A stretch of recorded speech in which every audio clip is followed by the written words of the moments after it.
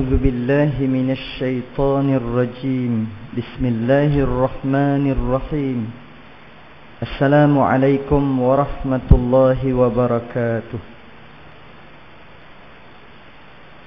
الحمد لله الذي أرسل رسوله بالهدى ودين الحق ليظهره على الدين كله ولو كره الكافرون ولو كره المشركون ولو كره المنافقون أشهد أن لا إله إلا الله وحده لا شريك له وأشهد أن سيدنا محمدا عبده ورسوله اللهم صل وسلم وبارك على سيدنا محمد وعلى آله وصحبه أجمعين سبحانك لا علم لنا إلا ما علمتنا إنك أنت العليم الحكيم قال رب اشرح لي صدري ويسر لي أمري واحلل عقدة من لساني يفقه قولي أما بعد أيها المؤمنون اتقوا الله أوصيكم وإياي بتقوى الله فقد فاز المتقون. Pengerusi dan ahli jawatan kuasa masjid, pimpinan masyarakat, para jemaah sekalian, ayah-ayah, ibu-ibu, pakcik-pakcik, makcik-makcik, pak haji, mak-haji, abang-abang, kakak-kakak, adik-adik, kawan-kawan, muslimin dan muslimat, mudah-mudahan pada malam ini kita semua dirahmati, diberkati dan diampuni Allah Subhanahu wa taala. Amin ya rabbal alamin. Alhamdulillah, kita dah pun melangkah masuk ke dalam bulan Rajab, ya, lebih kurang pertengahan bulan Rajab. Jadi bila masuk saja bulan Rajab ni, kita dengar imam pun baca doa, ya, ada tambahan daripada bulan-bulan yang lain. Allahumma barik lana fi Rajab wa Sya'ban wa ballighna Ramadan. Ya Allah, berkatilah kami di dalam bulan Rajab, berkatilah kami di dalam bulan Sya'ban, dan panjangkan umur kami ataupun sampaikan kami dapat bertemu dengan Ramadan. Jadi daripada doa itu menunjukkan kita berada di dalam bulan-bulan yang mulia, iaitu bulan Rajab, bulan Sya'ban, dan bulan yang semestinya paling mulia yang disebut sebagai Sayyidus Syuhur, penghulu bagi sekalian bulan, iaitulah bulan Ramadan Al-Mubarak. Adapun bulan Rajab disebut juga sebagai bulan yang tergolong dalam beberapa bulan yang dinamakan Ashharil Hurum, bulan-bulan yang diharamkan ataupun bulan yang dihormati. Daripada 12 bulan ada 4 bulan, iaitu bulan Muharram, bulan Rajab, bulan Zulqa'dah dan juga bulan Zulhijjah. Kenapa dinamakan bulan yang dihormati ataupun bulan yang diharamkan? Kerana pada bulan ini, bukan sahaja pada zaman kedatangan Islam, sebelum lagi daripada itu, masyarakat Arab jahiliah pada ketika 4 bulan ini melakukan genjatan senjata. Maknanya inilah bulan berdamai, bulan untuk kita bermaaf-maafan. Kalau ada berlakunya persengketaan, bergaduh ke, bercakar ke, bertengkar ke, ataupun apa sahaja yang namanya menyebabkan permusuhan, bergaduh dan seumpamanya, maka bulan ini mohlah kita berdamai, bermaaf-maafan. Hendaklah kita bertegur siapa balik. Kalau dah tak bertegur lebih daripada 3 hari, 3 hari, itu menyebabkan kita jadi berdosa, kerana Nabi pernah menyebutkan jangan lebih daripada 3 hari. Maknanya nak masuk hari yang ketiga tu kena bagi salam, kena tegur, kena ajak ngetih. Moh kita ngetih, saya tak minum teh. Moh kita ngopi, saya tak minum kopi. Moh kita ngetum, baru dia nak, pasal dia minum ketum. Contohlah, tegur, bagi salam, ajak dia ngetih, minta maaf balik. Hari yang keempat nak sambung gaduh balik tu, terpulang lah, boleh. Janji jangan lepas daripada 3 hari. Baik, Jadi mudah-mudahan mukadimah itu dapat memberi sedikit pengajaran. Baik, tuan-tuan dirahmati Allah sekalian, kita menggunakan kitab Tarbiyatul Aulad fil Islam, pendidikan anak-anak di dalam Islam. Kita dah sampai pada bab yang ketiga, hukum hakam am berkenaan anak yang baru lahir.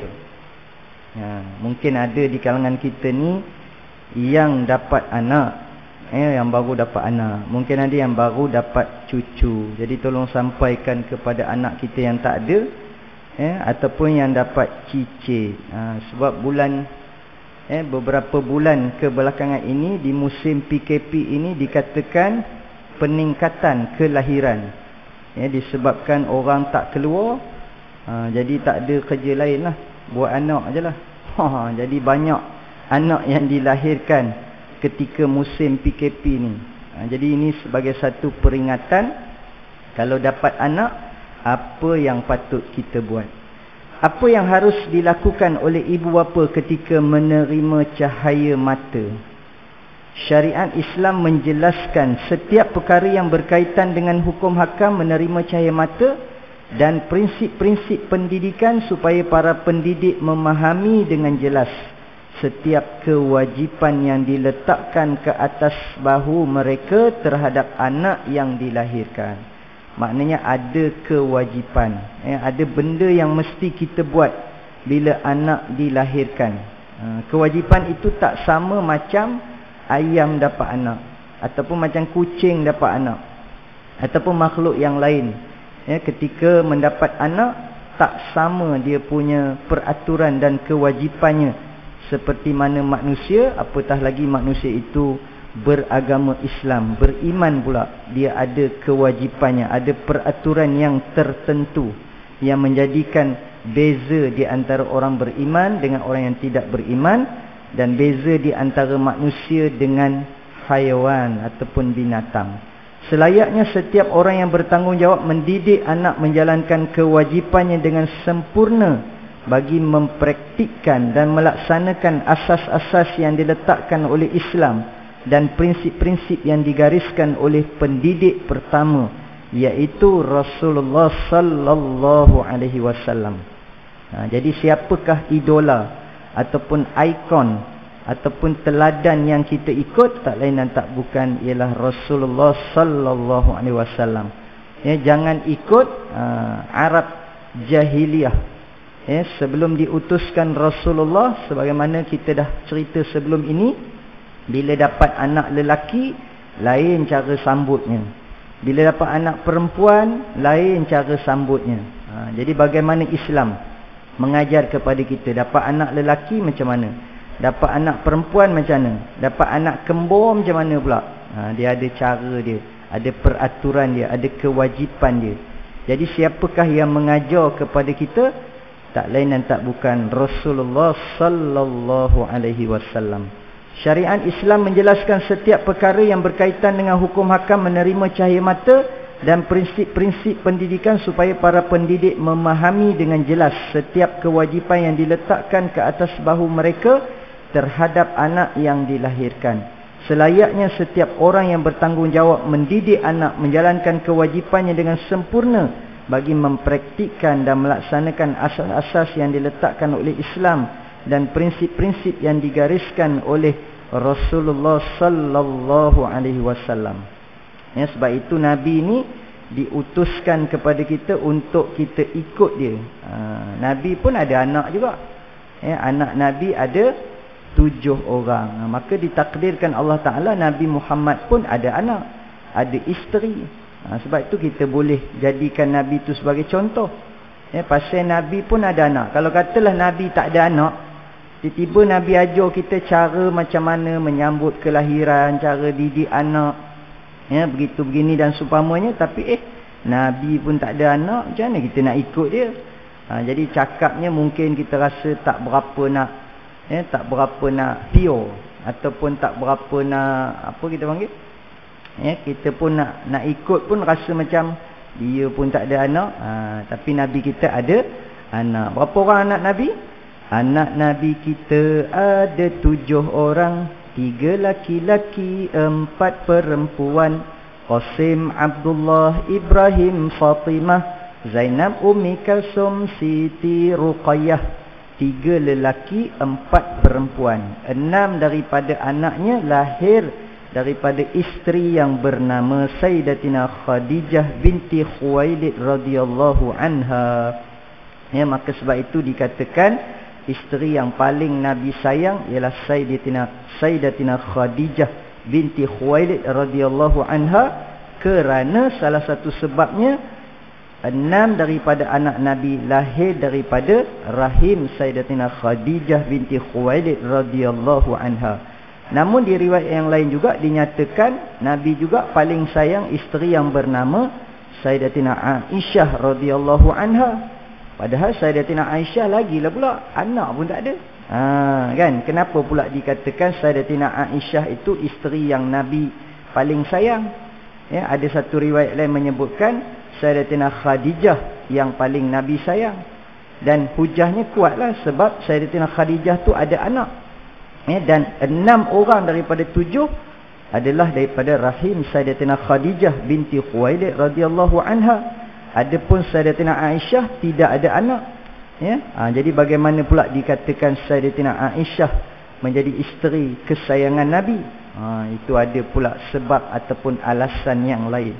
Baik, jadi tuan-tuan dirahmati Allah sekalian, 6 daripada 7 bersama dengan Sayyidatina Khadijah, seorang lagi daripada isteri yang bernama Mariyatul Qibtiyah, iaitu seorang isteri ataupun wanita yang sebelum dijadikan isteri itu dihadiahkan oleh Raja Mesir, kalau tak silap saya, daripada pembesar Mesir menghadiahkan kepada Nabi.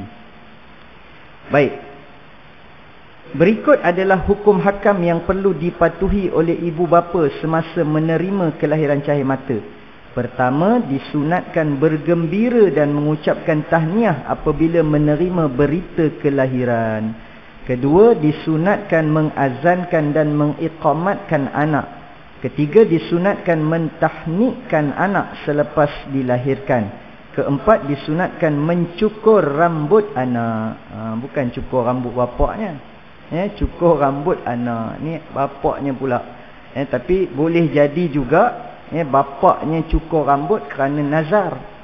Jika saya dapat anak, saya akan cukur kepala saya sampai botak. Sebab apa saya sebut sampai botak? Sebab bila mencukur kepala, sunatnya ialah botak, licin satu kepala. Dia tak boleh kata saya nak cukur sekerat aja, separuh aja. Itu dipanggil qazak. Dalam bahasa agamanya dipanggil qazak, mencukur sebahagian dan meninggalkan sebahagian. Ada ulama mengatakan hukumnya haram, ataupun paling ringan pun makruh, maknanya tak elok, tak dibenarkan, tak dibolehkan. Macam hari ni kita tengok tuan-tuan ya, ada setengah-setengah anak muda kita dia buat pesen, pesen rambutnya tu dia cukur. Dia buatlah macam ada bentuk gunting lah, macam ada bentuk macam-macam bentuk lah. Itu sebenarnya tidak dibenarkan dalam agama. Mencukur sebahagian dan meninggalkan sebahagian, itu dipanggil qazak. Kalau kata nak cukur, mesti satu kepala, botak licin namanya. Macam itulah juga kalau kita buat haji ke, buat umrah ke, selesai tawaf dan juga sa'i, selesai sa'i, jangan lepas tawaf tu dah cukur pula dah. Selesai daripada kita sa'i tu, kita akan bertahallul. Jadi cara kita nak menghalalkan pantang larang yang 13 itu ialah dengan menggunting beberapa helai rambut, sekurang-kurangnya 3 helai, atau mencukur kepalanya botak licin. Yang baru ni saya cukur tu reganya dah naik sikit kot, tapi kita kena pandai lah juga. Kadang-kadang kita terkena pasal kita first time, tak tahu, kita pun ulur aja kepala. Ulur-ulur 25 rial katanya. 25 rial tu lebih kurang 30 ringgit. Balik hotel kawan pun tanya, berapa rial? Kita kata 25 rial. Bapak mahirnya. Teman 10 rial aja. Ni ke cukur tang mana? Kan? Pasal apa 10 rial pula?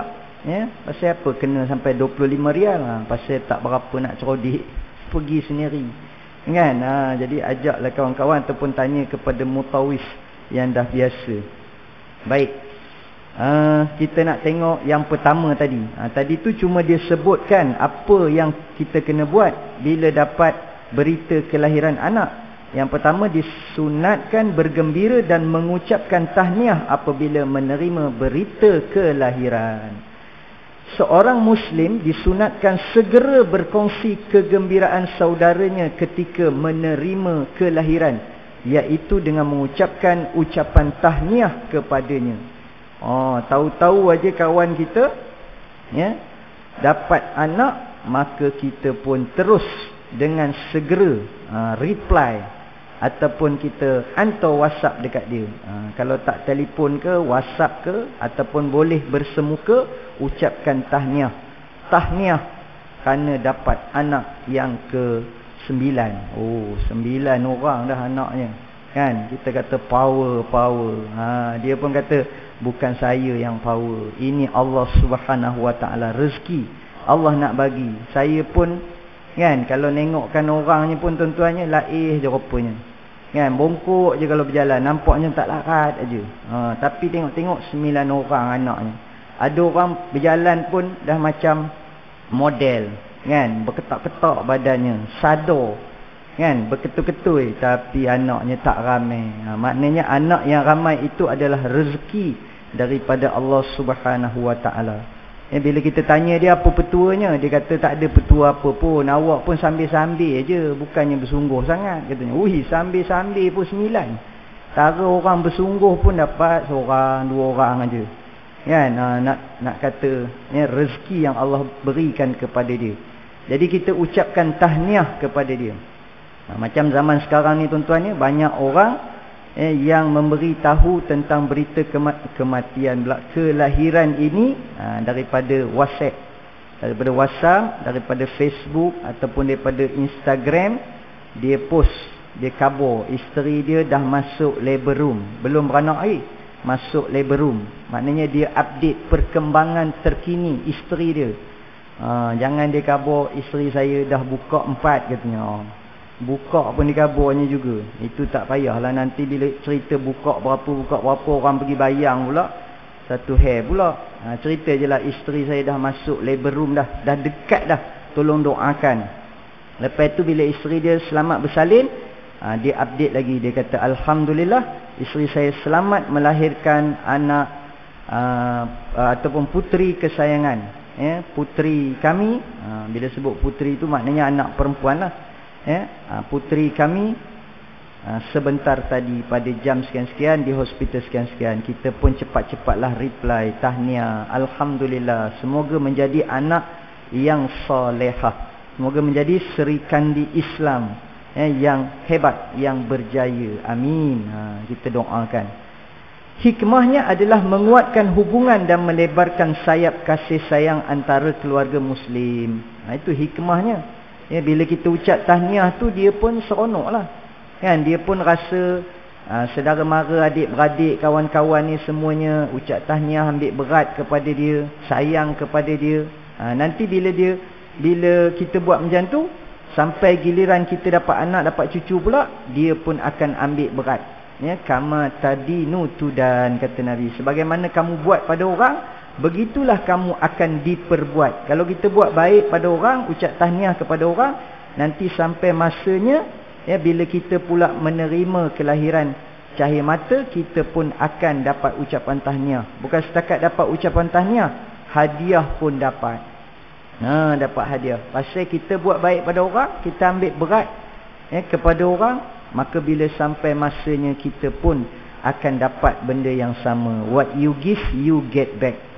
Bak kata orang kampung saya macam itulah. What you give, you get back. Sekiranya dia terlepas ataupun terlupa mengucapkan tahniah pada masa kelahiran. Kadang-kadang kita ni tengah kalut-kalut, tengah sibuk-sibuk, ataupun tengah drive, tengah memandu, tengah bawa kereta. Dapat mesej tu, kita kadang tak buka lagi. Ataupun kita buka dah tapi nak reply tu tak done. Maka kita reply kemudian. Ataupun kita dah terlupa nak ucap tahniah. Jadi bila dah teringat, digalakkan berdoa untuk rakan dan anak yang dilahirkan. Semoga Allah Subhanahu Wa Taala memelihara dan menjaganya. Ya, macam tu kalau kita dengar, mungkin yang ke depan ni ada ceritanya tuan-tuan ni, saya pun tak dan tengok. Ya, bila para sahabat dapat sahaja anak, mereka akan terus bawa kepada Rasulullah sallallahu alaihi wasallam. Ya, Nabi pun antara selain daripada ucapan tahniah, Nabi akan doakan kepada anak itu. Antara doa yang famous, ya, yang selalu kita dengar, doa kepada, kalau tak silap saya, Abdullah bin Mas'ud.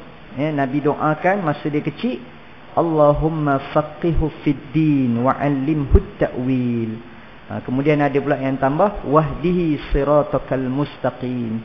Ya Allah, Allahumma faqihhu fid din, berilah kefahaman ataupun berilah kepandaian. Faqihhu fid din, budak ini dalam agamanya. Wa 'allimhu ta'wil, dan alimkan dia dan pandaikan dia dalam ilmu ta'wil. Ilmu ta'wil ni nak kata ilmu tafsir ataupun ilmu memahami Al-Quran. Wahdihi siratakal mustaqim, dan berinya petunjuk ke jalan yang lurus ataupun jalan yang benar. Itu antara doa Nabi kepada anak para sahabat. Allah Subhanahu Wa Taala menyebutkan beberapa ayat dalam Al-Quran perihal kegembiraan menyambut kelahiran anak dengan beberapa majlis sebagai panduan dan pengajaran kepada umat Islam. Ini meninggalkan kesan yang besar dalam mengukuhkan hubungan kemasyarakatan sekiranya diamalkan. Allah Subhanahu Wa Taala menerangkan dalam kisah Nabi Ibrahim alaihissalam. Menarik tuan-tuan, kisah Nabi Ibrahim ni, bila dapat berita isterinya akan melahirkan anak, dia sendiri terkejut. Pasalnya apa dia? Sebab umurnya sudah lanjut, dah tua dah. Bukan setakat dah tua, wa hadza ba'li syaikha, sedangkan saya ni dah terlalu tua.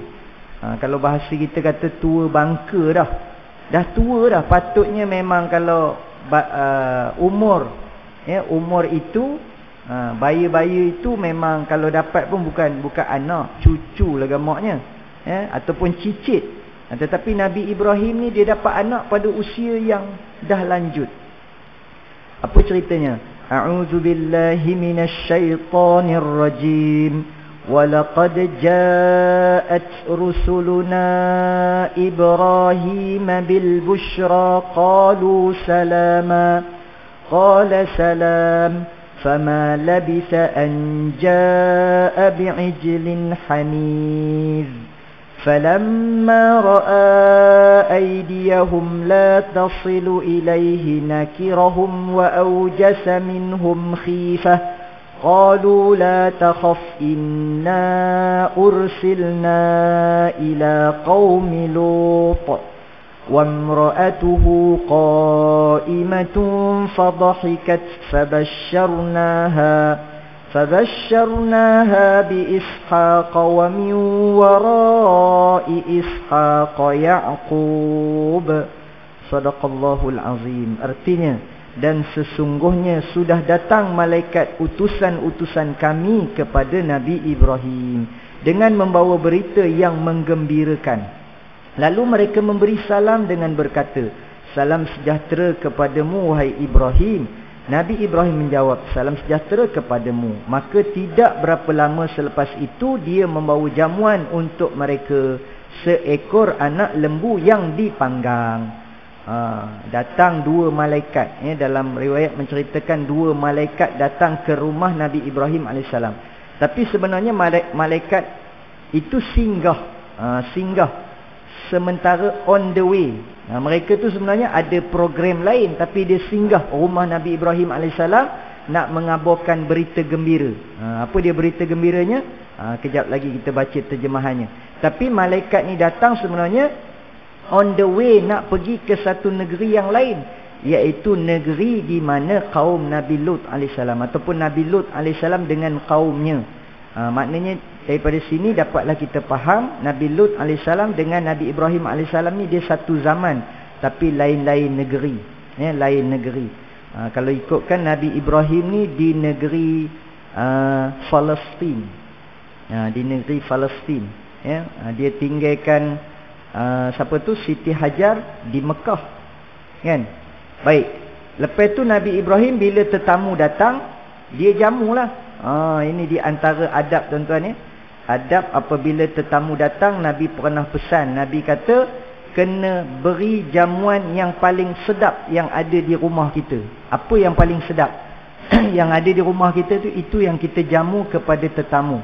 Kemudian Nabi pernah sebut berapa lama kita kena jamu tetamu yang datang? 3 hari. Itu maksimum, takat 3 hari je. Hari yang keempat kalau dia duduk lagi rumah kita, kita tunjuk tu kedai seberang tu, Wan Ikan Bakar. Jadi dia pun faham-faham lah. 3 hari je dia jamu katanya. Hari keempat ni nampaknya dia dah bagi hint ya, seberang jalan tu Wan Ikan Bakar. Itu Nabi yang pesan. Nabi kata kena jamu tetamu yang paling sedap makanan yang ada di rumah kita setakat 3 hari. Tapi kalau kita jamu juga hari keempat, hari kelima tu, besarlah pahalanya. Cuma kepada tetamu ni faham-faham lah. Udah 3 hari tu faham-faham lah, tak reti nak balik. Umpama gitulah ya. Baik. Jadi apa yang dijamu oleh Nabi Ibrahim kepada malaikat ni? Anak lembu panggang. Sedap tu. Dengar pun dah terliur dah. Kita pergi Wan Ikan Bakar pun, ikan bakar, apa ke lagi, sotong bakar, macam-macam benda lah yang dibakar. Ini anak lembu yang dipanggang. Maka apabila dia melihat tangan mereka tidak menyentuh hidangan itu, dia berasa pelik akan hal mereka serta berasa takut daripada keadaan mereka. Pasal apa pula dah jamu sedap-sedap tak makan pula? Pasal apa tak makan? Sebab yang datang itu malah malaikat. Malaikat ni dia tidak bernafsu. Memang dia tak makan. Maknanya kalau nak rasuah malaikat ni tuan-tuan ni, kiri kanan kita ni ada raqib, malaikat yang mencatat amal kebaikan, malaikat atid yang mencatat amal kejahatan. Kalau kita nak rasuah dia, belanja dia makan Wan Ikan Bakar, dia tak layan. Pasal dia tidak ada nafsu makan. Walaupun dia dah menyerupa sebagai manusia. Malaikat bila dia datang bertemu dengan nabi-nabi ni, kebiasaannya mereka akan menyerupa manusia. Manusia yang lelaki yang handsome. Ini dah banyak kali dah kita cerita. Pakai baju mesti warna putih. Kalau kita nampak dalam masjid kita ni, orang tu handsome. Kemudian jubahnya putih. Putih pula bukan putih yang jenis putih apa? Putih macam kita ni, putih kusam, putih yang malap dia punya warna. Dia punya putih tu melepak. Putih yang bersangatan putih.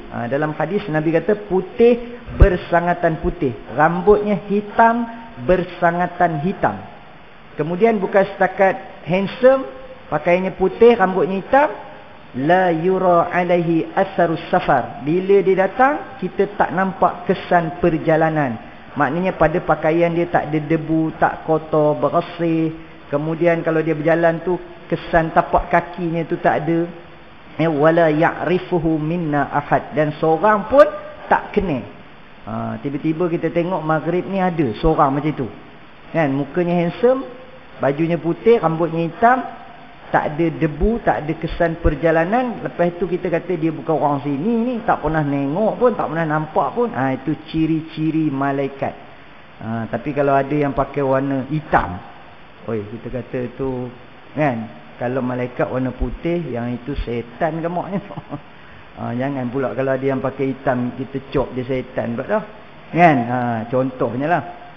Baik, jadi malaikat datang jumpa para nabi dan rasul ni, dia akan menyerupai manusia supaya sesuai pertemuan itu. Kalau tak datang dalam rupa yang original, memang pening nak bersembang. Nak jamu makan pun memang tak sesuai lah. Rumah pun tak muat. Pasal malaikat Jibril saja pun besarnya lebih kurang 600 kali ganda bumi besarnya. Pasal Nabi tak sebut 600 kali ganda bumi, tapi dalam hadis tu sebut satu sayap jika dihamparkan daripada timur ke barat menutup bumi, dia ada 600 sayap. Jadi besarnya lebih kurang 600 kali ganda bumi. Tu malaikat Jibril. Malaikat Israfil 1000 sayap, lagi besar daripada Jibril. Malaikat Israfil pula kerjanya meniup sangkakala. Kata Nabi, terompet ataupun seruling ataupun sangkakala itu sudah diletakkan pada muncungnya dan matanya sudah memandang ke arah langit. Maknanya menunggu arahan daripada Allah. Ini bermakna kiamat sudah dekat. Itu masa zaman Nabi tu. Nabi cerita masa zaman Nabi itu malaikat Israfil sudah letak muncung sangkakala di mulutnya. Itu menunjukkan kiamat sudah terlalu dekat. Itu cerita malaikat tadi. Kemudian mereka kebimbangan. Lalu berkata, janganlah engkau takut wahai Ibrahim. Sebenarnya kami ini diutus kepada kaum Lut bagi membinasakan mereka. Rupanya cerita tadilah dia singgah. Kami sebenarnya on the way nak pergi kepada kaum Nabi Lut alaihissalam. Kami nak binasakan mereka. Cerita kaum Nabi Lut ni pun kita dah tahu tuan-tuan ya. Mereka itu homoseks. Innakum lata'tunar rijala syahwatan min dunin nisa bal antum qaumum musrifun, kata Allah. Ya, kenapa kalian mendatangi sesama lelaki? Innakum lata'tunar rijala syahwatan min dunin nisa, untuk melampiaskan nafsu, sedangkan perempuan kan ada min dunin nisa, tanpa mengambil perempuan sebagai isteri. Kenapa lelaki juga yang mengkema nak? Kan? Min dunin nisa bal antum qaumun musrifun. Kalian ni dah kira melampau dah. Melampau. Walaupun anak Nabi Lut alaihissalam ni ramai perempuan, kebanyakannya perempuan, tapi mereka tak nak. Perempuan tak nak. Mereka nak laki juga. Itu yang bila sampai malaikat, mereka tengok malaikat ni pun dia mengorat juga. Sudah. Padahal malaikat tu datang nak menghancurkan negeri tersebut, tapi dengan malaikat-malaikat tu kena ngorat sekali. Pasal malaikat ni kan handsome tadi kan. Baik. Ketawa, dan isterinya pada ketika itu berdiri mendengar, lalu dia ketawa kerana hilang perasaan takutnya. Maka kami pun memberikan berita yang menggembirakan kepadanya melalui malaikat itu. Dia akan mendapat seorang anak, yakni Ishaq, dan sesudah Ishaq dia akan mendapat seorang cucu, yakni Yaqub. Kalau daripada isteri pertama Siti Sarah, lahirnya Ishaq. Isteri kedua Siti Hajar, lahirnya Ismail alaihissalam, Nabi Ismail alaihissalam. Allah Subhanahu wa taala menceritakan dalam kisah Nabi Zakaria alaihissalam. Ini pun satu cerita juga tuan-tuan ni. Nabi Zakaria antara nabi yang lewat juga dapat anak, yang lambat dapat anak. A'udzu billahi minasy syaithanir rajim. فنادته الملائكة وهو قائم يصلي في المحراب أن الله يبشرك بيحيى. Maka malaikat memanggilnya sedang dia berdiri solat di mihrab. Katanya, Allah memberi khabar yang menggembirakanmu dengan kelahiran Yahya. Surah Ali Imran ayat 39. Dalam ayat yang lain, Ya Zakaria inna nubashiruka bighulamin ismuhu Yahya lam naj'al lahu min qablu samiyya. Wahai Zakaria, sesungguhnya kami memberi khabar gembira buatmu dengan seorang anak lelaki bernama Yahya yang kami tidak pernah namakan sebelumnya. Cerita yang lainnya tuan-tuan ni, Nabi Zakaria ni pun berdoa, banyak kali doa, ya Allah, saya ni nabi kan, jadi saya ni belum lagi ada zuriat, belum ada anak lagi.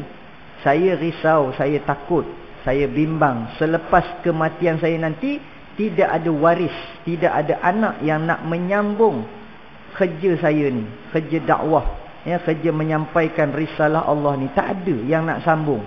Jadi ya Allah, kurniakanlah kepada saya anak. Itu antara doa dalam ayat yang lain. Nabi Zakaria minta supaya dikurniakan anak, kerana tujuan untuk anak itu ialah supaya dapat menyambung tugasnya sebagai sebagai pendakwah ataupun menyampaikan risalah Allah Subhanahu Wa Taala. Jadi kita pun boleh niatkan begitu. Ya, kita niatkan, ya Allah, kalau dikurniakan anak, saya nak jadikan anak saya ni sebagai pendakwah. Ya, kalau kita nak sebut sebagai ustaz ke, sebagai ustazah ke, sebagai imam ke, tapi ada yang lagi rare, tuan-tuan ya, dia niat betul-betul, dia sebut siap-siap. Ya, mungkin ayat yang seterus ni, iaitu siapa dia? Imran. Imran dia pun sama juga, iaitu ayah kepada Maryam. Saya ni tak ada anak, saya nak anak. Kalau dapat anak, saya akan jadikan anak saya orang yang berkhidmat kepada masjid, ataupun dalam kurungan Tok Sia. Saya nak jadikan anak saya tu Tok Sia. Macam tu. Dia sebut siap-siap, saya nak jadikan anak saya tu sebagai Sia masjid, ataupun orang yang berkhidmat kepada masjid. Sekali lahir dapat anak perempuan, jadi dia beranggapan mungkin dapat anak lelaki. Sebab Sia ni mungkin sesuai lelaki, baru namanya Tok Sia. Kalau perempuan namanya Mak Sia lah pula. Kan macam Pak Gad lah. Kalau Pak Gad lelaki, kalau yang jaga tu perempuan, dia panggil Mak Gad. Kan umpamanya gitulah tuan-tuan. Jadi dia doa dapat anak, supaya anak itu boleh menjadi orang yang berkhidmat kepada masjid. Sekali lahir pula anaknya perempuan, namun begitu dia tetap menunaikan dia panggil nazarnya tadi. Dia tetap menjadikan anak perempuannya itu sebagai orang yang berkhidmat kepada masjid, iaitu siapa dia? Sayyidatina Maryam, ibu kepada Nabi Isa alaihi salam. Tercatat dalam kitab-kitab sirah ketika Nabi Muhammad sallallahu alaihi wasallam dilahirkan, Suwaibah, iaitu hamba Abu Lahab, berkongsi kegembiraan atas kelahiran baginda bersama bapa saudaranya Abu Lahab. Suwaibah berkata, bila sebut Suwaibah ni, dia hamba perempuan kepada Abu Lahab. Dia ni macam mana yang dia boleh jadi orang pertama tahu kelahiran Nabi Muhammad ni? Sebab dia jadi pembantu bidan. Masa bidan yang menyambut kelahiran Nabi ni Ummu Aiman. Jadi pembantu bidan. Macam kalau beranak dekat hospital pun kan ada misi tu, bukan seorang yang menyambutnya, dia paling kurang pun mesti ada dua lah. Seorang tu kita panggil apa? Dia yang apa? Yang ni lah, yang pakarnya lah. Yang otainya seorang, kemudian pembantunya ada seorang. Selalu kalau kita tengok misi tu ada yang baju biru pekat, ada yang apa ni, yang baju putih ada. Kan lain-lain dia punya jawatannya apa, matron ke apa istilahnya tu. Umpama gitulah. Dia ni adalah pembantu bidan. Dia ni kira tukang pegang gunting lah. Bidan kata, mbak gunting, dia ulur gunting. Mbak pisau, dia ulurnya pisau. Jadi Suwaibah ni pembantu bidan. Dia adalah hamba kepada Abu Lahab. Jadi dia ni antara orang terawal yang tahu ataupun yang menyambut kelahiran Nabi.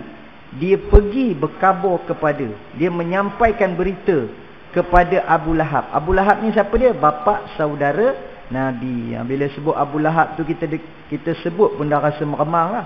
Kan? Ui, jahat ni. Kita dengar nama Abu Lahab ni, kita dah cop jahat lah dah. Memang jahat pun. Tapi pada ketika kelahiran Nabi tu, kira dia baik lagi. Kira okey lagi lah. Tak menyelah lagi lah kejahatannya tu. Kan? Jadi Suwaibah sampaikan berita gembira kepada Abu Lahab. Apa yang berlaku kepada Abu Lahab? Ini yang menarik. Selalu dalam ceramah-ceramah Maulidur Rasul, kita akan dengar kisah ini. Apa yang menariknya? Abdullah mendapat seorang anak lelaki malam tadi, kata Suwaibah kepada Abu Lahab. Sebaik sahaja Abu Lahab mendengar berita itu, dia terus memerdekakan Suwaibah kerana terlalu gembira. Yang kata Abu Lahab ni tuan-tuan, yang kalau sebut je nama dia, kita dah terus cop jahat dah. Kita dengar pun bukan meremang, bukan meremang bulu roma, bulu ketiak pun meremang. Kita memang geram berbenar dengan Abu Lahab ni. Memang jahat dia ni. Dialah kepala yang menentang dakwah Nabi, padahal dia pakcik Nabi. Tapi rupa-rupanya masa kelahiran Nabi, dia orang yang paling gembira. Sehingga dia memerdekakan Suwaibah. Nak memerdekakan hamba ni pun bukan senang tuan-tuan. Nak dapat, nak beli, nak memiliki hamba ni pun sesuatu yang yang apa ni, yang orang kata yang susah lah. Dan hamba kalau pada ketika itu hukumnya dia macam isteri lah, dia boleh digauli, kan? Tapi taraf dia lebih rendah daripada isteri. Tapi dia boleh ditiduri pada peringkat sebelum sebelum Islam, dan pada awal Islam pun masih boleh lagi. Kemudian baru tak boleh. Terlalu gembira. Allah Subhanahu Wa Taala tidak mensisihkan perbuatan Abu Lahab itu. Direkodkan oleh Imam Al-Bukhari, Rasulullah sallallahu alaihi wasallam memberinya minum, iaitu selepas kematiannya di antara ibu jarinya dan jari-jari lain baginda. Memberinya minum selepas kematiannya. Apa maksudnya tu ya? Imam As-Suhaili menyebut Al-Abbas radhiyallahu anhu berkata, selepas Abu Lahab meninggal dunia, aku melihatnya dalam mimpiku selepas setahun dalam seburuk-buruk keadaan. Abu Lahab berkata, aku tidak menemui keselesaan dan ketenangan selepas apa yang aku lakukan kepadamu, melainkan azab aku sudah diringankan pada setiap hari Isnin. Hari Isnin adalah hari Rasulullah sallallahu alaihi wasallam dilahirkan. Pada hari yang sama, Suwaibah mengucapkan tahniah tanda kegembiraan atas kelahiran Rasulullah sallallahu alaihi wasallam, serta hari di mana Abu Lahab bergembira dengan kelahiran baginda sallallahu alaihi wasallam. Bayangkan tuan-tuan ya, kalau Abu Lahab yang jahat, yang kafir, yang menjadi ketua kepada geng yang menghalang dakwah Nabi sallallahu alaihi wasallam pun diringankan azabnya pada setiap hari Isnin dek kerana kegembiraannya menyambut kelahiran Nabi, apatah lagi kita, kan? Yang hari ni yang kita dengar macam-macam lah isu tuan-tuan ya. Yang ada yang kata sambutan Maulidur Rasul ni bid'ah, tak payah buat lah, apalah Nabi tak suruh, Nabi pun tak pernah sambut hari lahir. Dan macam-macam lah yang kita dengar. Tapi setakat inilah tuan-tuan ya, apa yang dah kita buat ya, selama mana kita rasa itu bukan aktiviti ataupun program maksiat. Masa sambutan Maulid Rasul tu, kalau pihak masjid kata malam ini kita karaoke, kan? Karaoke, kita sambut hari hari kelahiran Nabi ni, kita buat kelainan sikit. Tak macam tahun-tahun sebelum ni kita buat ceramah, kita buat selawat, kita buat jamuan, tapi malam ni kita buat karaoke, kan? Kita jemputlah penyanyi untuk memimpin karaoke kita. Contohnya kan, itu dah tentulah terang-terang lebih bid'ahnya, kan? Ataupun masjid kata malam ini tuan-tuan ya, bawa pasangan masing-masing, tapi bukan isteri ya. Kita ambil lah mana-mana ayam ke, kan? Sebut ayam pula, mana-mana ikan ke, kan, bawa ke masjid, kita couple, kan, kita karaoke sambil couple, ataupun sambil dengar ceramah, sambil berpeluk laki perempuan yang bukan mahram. Itu dah tentulah terang-terang bid'ahnya, kan. Tapi kalau program itu kita isi dengan ceramah, kemudian dengan salawat, kemudian ada jamuan pula, itu okey lah tu. Tak kalah yang tu pun tak kalah yang tu pun menyebabkan sampai dek kerana buat amalan yang dikatakan bid'ah itu menyebabkan masuk neraka tu. Berat dia punya tuduhannya tu, kan? Baik, jadi tuan-tuan dirahmati Allah Subhanahu Wa Taala. Sama sikit lagi nak habiskan apa ni yang pertama tadi, tajuk pertama mengenai lafaz tahniah yang diungkapkan kepada bayi. Imam Ibn Qayyim Al-Jauziyah merekodkan dalam kitab Tuhfatul Maudud daripada Abu Bakar bin Munzir yang melaporkan daripada Hasan Al-Basri bahawa ada seorang lelaki datang kepadanya dan bersamanya ada seorang lelaki yang baru mendapat anak. Lelaki itu berkata kepada lelaki yang mendapat anak itu, tahniah kerana mendapat kuda. Hasan bertanya kepadanya, bagaimana kamu tahu sama ada dia kuda ataupun keldai? Lelaki itu bertanya semula, sekiranya begitu, apa yang sepatutnya kita ucapkan? Hasan kemudian berkata, ucapkanlah semoga kamu diberkati dengan kehadiran anakmu. Semoga engkau mensyukuri yang maha pemberi. Semoga engkau dikurniakan kebaikannya dan sampaikanlah dia ke usia dewasa. Itulah doa yang sepatutnya. Macam doa tadi tu, kita tak tahu apa budaya masyarakat Arab ni. Bila dia sebut tahniah kerana mendapat kuda ni, maksudnya anak lelaki ke? Kalau disebut kuda, ataupun kalau disebut keldai ni anak perempuan ke? Dia ada maksud yang tertentu. Tahniah dapat kuda. Ataupun maksud kuda ni dia ucapkan semoga anak dia tu jadi kuda lah, kan, jadi apa ni, hebat macam kuda. Mungkin ke itu maksud dia. Tetapi Hasan Al-Basri mengajarkan ucapan yang lebih baik, iaitu semoga kamu diberkati dengan kehadiran anak-anakmu. Semoga engkau mensyukuri yang Maha Pemberi. Semoga engkau dikurniakan kebaikannya dan sampaikanlah dia ke usia dewasa. Kalau kita tengok satu-satu daripada doa ni, semoga kamu diberkati dengan kehadiran anakmu. Maknanya ibu bapa menjadi berkat hidupnya dengan kehadiran anak. Bukannya menjadi lebih susah. Banyak ibu bapa bila marah anaknya, dia akan sebut, kamu ni kan menyusahkan aku aja. Kamu ni, kalau aku tahu kecil-kecil dulu aku dah picit bagi mampus, katanya. Pasal dia menganggap kehadiran anak itu menyusahkan. Tapi saya ada dengar satu ceramah berkaitan dengan asal usul Dajjal. Dikatakan Dajjal ini asalnya lahir di Samirah, satu tempat di mana saya lupa dah, Samirah.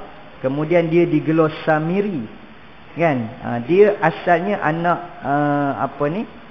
masa kecil tu lagi dia telah memberi memberi banyak masalah.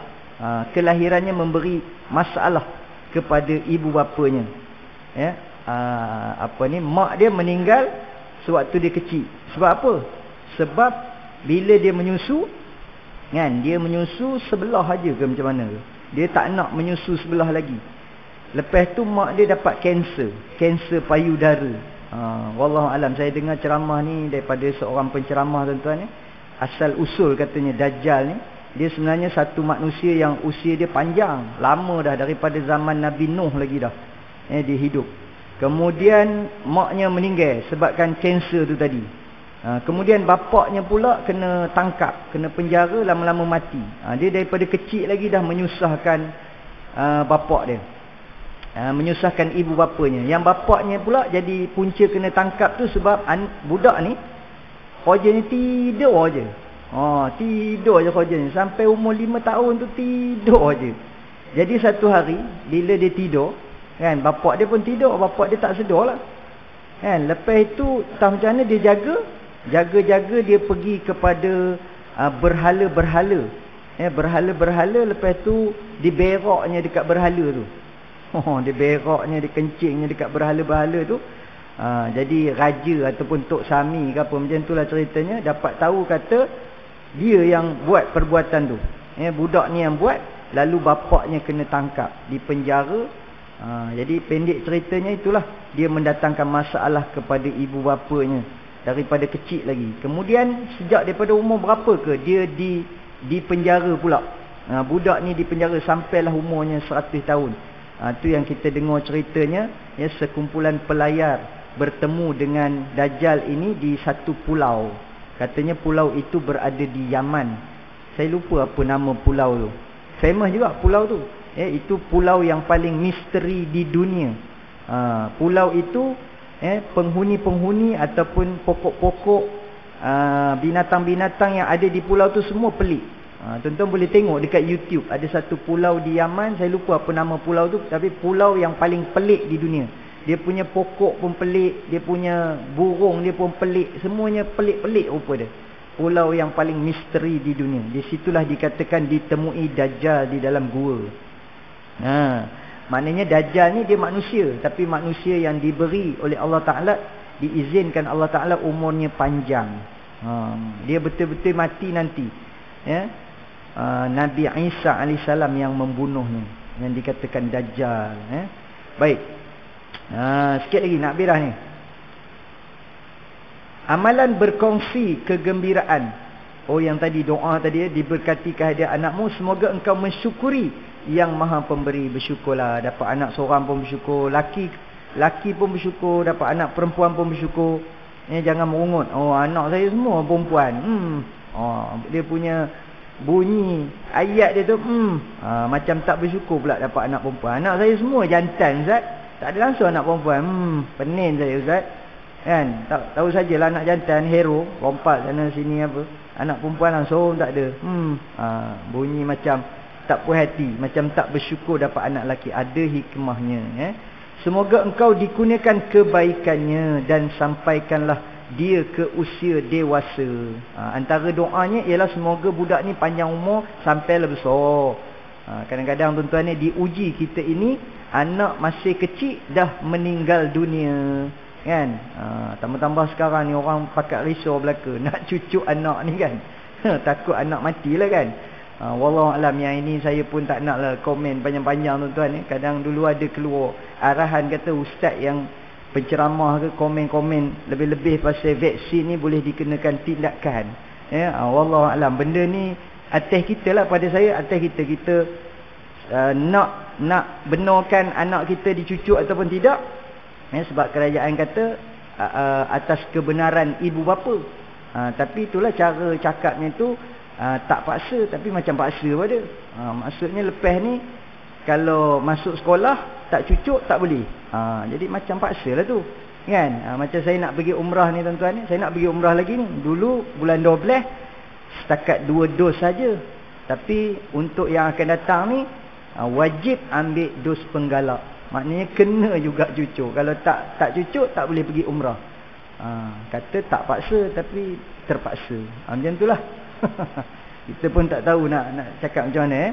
Jadi macam itulah ketakutan kita, kebimbangan kita, anak-anak kita yang kecil-kecil ni udah mati pula kan. Tapi Nabi pernah sebut dalam satu riwayat daripada Sayyidatina Aisyah radhiyallahu anha, ketika mana ada di kalangan sahabat pada ketika itu anaknya mati waktu kecil. Lalu kata Nabi, kalau dia ada anak 3 orang, 3 mati masa kecil, maka anaknya besok akan menjadi peguam bertemu dengan Allah.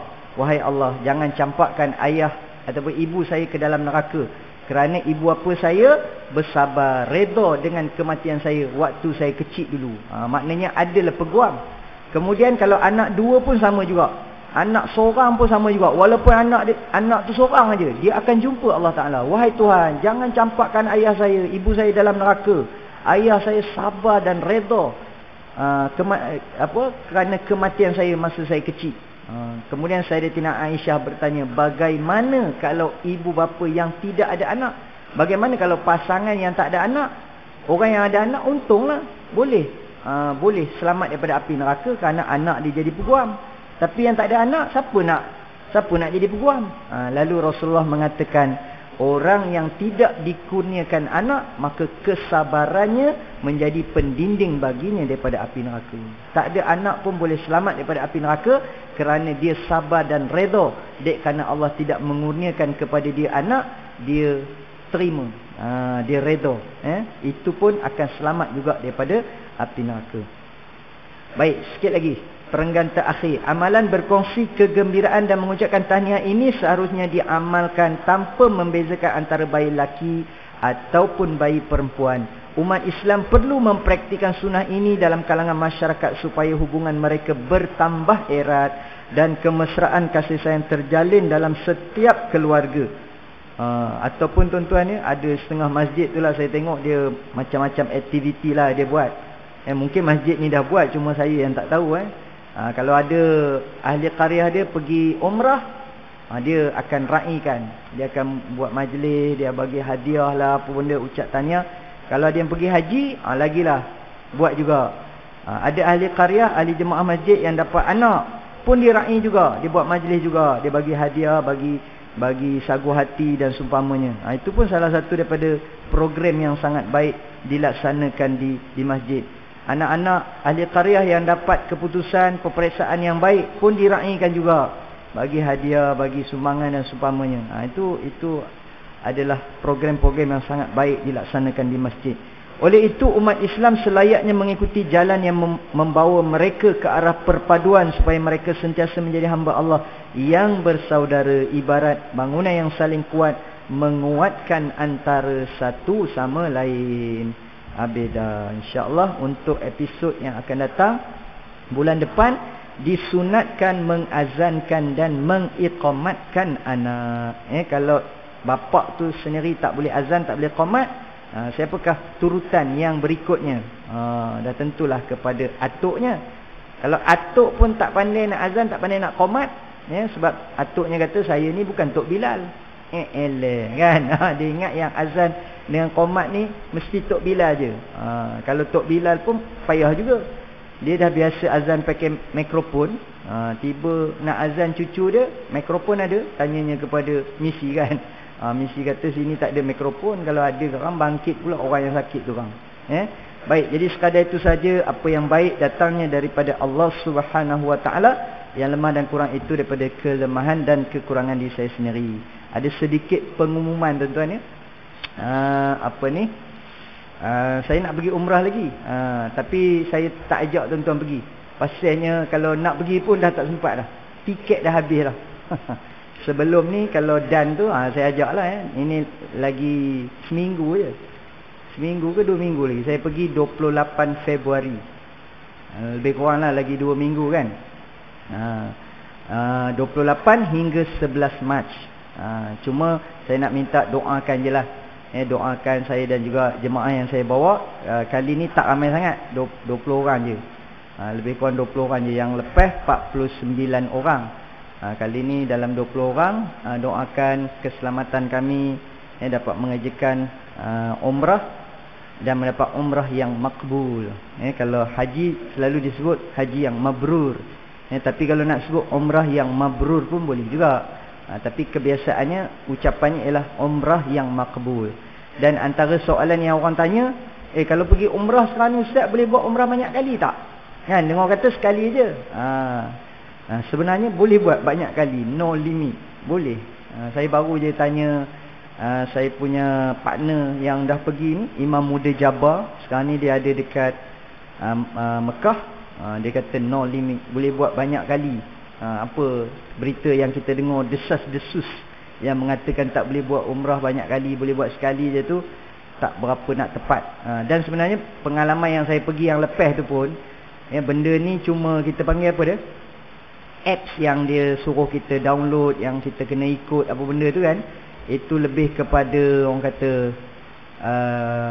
apa ni, apa kita nak panggil, macam main sejahtera ni lah kan. Kalau sekarang kita masuk pun, kalau tak scan pun tak ada siapa nak marah pun dah kan. Dulu ya ada orang tunggu depan tu kan, tapi sekarang ni ada orang tunggu dah, tak ada orang nak tunggu dah kan. Orang malas dah, umpama gitulah. Di sana tu pun kena download apps tu, tapi bila nak masuk masjid tu dia pun tak ada nak tengoknya dah. Orang dah ramai-ramai ni kan, haji masuk je lah, macam tu lah. Lebih kurang maksudnya. Tapi wajib ada benda tu. Kalau kata dia nak tengok, kalau tak ada memang tak lepas lah. Tapi kebiasaannya lepas, tak ada masalah. Kemudian apa lagi? Kalau ada di kalangan jemaah di sini nak buat upah umrah untuk ahli keluarga ataupun waris yang meninggal dunia ataupun yang uzur kekal, saya ambil upah RM400. Kalau ada yang nak buat saya sendiri akan melaksanakan umrah tersebut, upah umrah. Kemudian tuan-tuan, malam ini saya ada bawa oleh-oleh sikit. Apa ni, teh lemon pudina, sesuai untuk orang yang kena COVID dan juga yang tak kena COVID. Saya tak ada bawa buah sampai hari Selasa ni.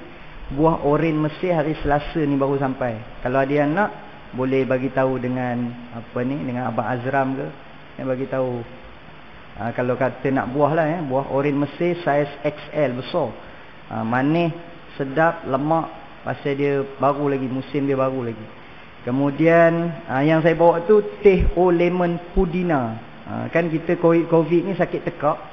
Kalau tak COVID pun kita nak cari minuman yang boleh memberi kesegaran dan menghilangkan kita punya sakit tekak dan sebagainya. Jadi elok minum teh lemon pudina. Harga satu paket RM17. Kalau beli 2 RM32, jadi RM16. Kalau beli 4 RM60, jatuh RM15. Kan? Okey, itu saja. Terima kasih banyak. Nanti boleh dapatkan dekat luar. Assalamualaikum warahmatullahi wabarakatuh. A'udzubillahi minasyaitonirrajim. Bismillahirrahmanirrahim. Alhamdulillahi rabbil alamin. Wassalatu wassalamu ala asyrafil anbiya'i wal mursalin wa ala alihi wa sahbihi ajma'in. رضينا بالله ربا وبالإسلام دينا وبمحمد نبيا ورسولا اللهم فقهنا في الدين وعلمنا التأويل واهدنا صراطك المستقيم ربنا افتح بيننا وبين قومنا بالحق وأنت خير الفاتحين ربنا آتنا في الدنيا حسنة وفي الآخرة حسنة وقنا عذاب النار وأدخلنا الجنة مع الأبرار يا عزيز يا غفار يا رب العالمين وصلى الله على سيدنا محمد وعلى آله وصحبه أجمعين والحمد لله رب العالمين تقبل الله منكم منا ومنكم تقبل يا كريم.